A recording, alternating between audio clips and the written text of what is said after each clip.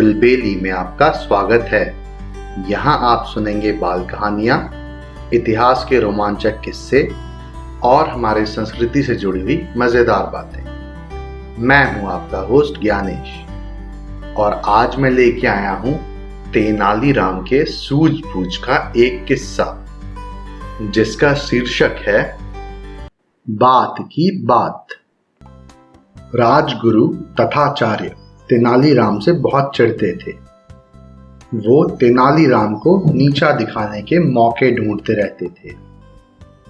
एक दिन राज दरबार में महाराज और कुछ दरबारी प्रशासन संबंधी किसी मामले पर बातचीत कर रहे थे। तभी तथाचार्य मुस्कुराते हुए तेनाली से बोले, तेनाली, जानते हो मैंने तुम्हारे एक शिष्य के विषय में क्या सुना है? तो राजगुरु जी, जरा रुकिए, तेनाली ने हाथ उठाकर कहा। इससे पहले कि आप मुझे कुछ बताएं, मैं आपसे कुछ एक प्रश्न पूछना चाहता हूं। तो राजा कृष्णदेव राय और दरबारी भी अपनी बातचीत बीच में छोड़कर तेनालीराम और राजगुरु की बातें सुनने लगे। प्रश्न? कैसा प्रश्न? राजगुरु तथाचार्य ने हैरानी से पूछा। श्रीमान, मेरे किसी भी शिष्य के विषय में या अन्य किसी भी विषय पर बात करने से पूर्व पहले हमें उस बात की गहराई नाप लेनी चाहिए।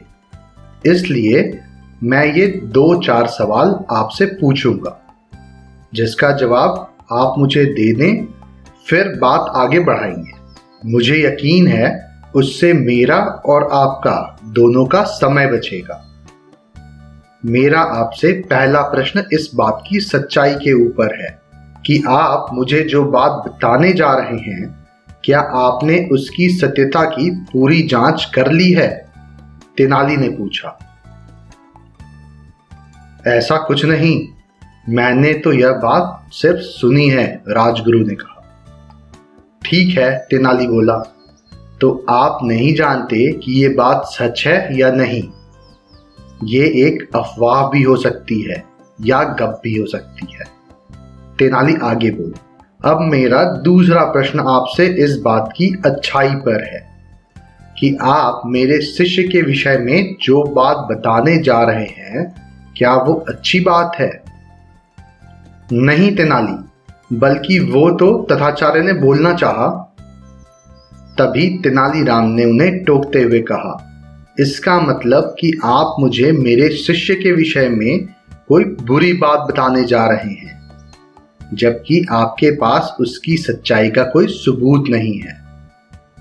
तथाचार्य ने कंधे उचकाते हुए सर हिलाया, पर अब तक उनके चेहरे की मुस्कान गायब हो चुकी थी।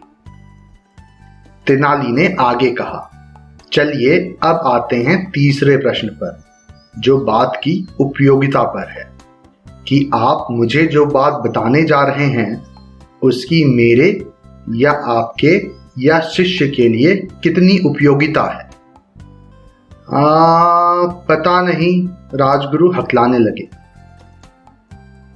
तो श्रीमान, यदि आप मुझे कोई ऐसी बात बताना चाहते हैं जिसकी आपको सच्चाई का पता नहीं है, जिसमें कोई अच्छाई नहीं है और जिसकी किसी के लिए कोई उपयोगिता नहीं है, तो आप ऐसी बात बताकर मेरा और दरबार में सबका समय क्यों व्यर्थ करना चाहते हैं? तेनालीराम ने पूछा। राजगुरु तथाचार्य के पास कोई जवाब नहीं था। महाराज और सभी दरबारियों के सम्मुख उनका मुंह छोटा सा रह गया। वो चुपचाप सर झुकाकर बैठ गए। मुझे उम्मीद है आपको ये कहानी पसंद आई होगी। ऐसी और कहानियां सुनने के लिए हमारे चैनल को लाइक और सब्सक्राइब करें। इस कहानी को ज़्यादा से ज़्यादा शेयर करें। जल्दी मिलते हैं एक और नई कहानी के साथ। तब तक के लिए धन्यवाद।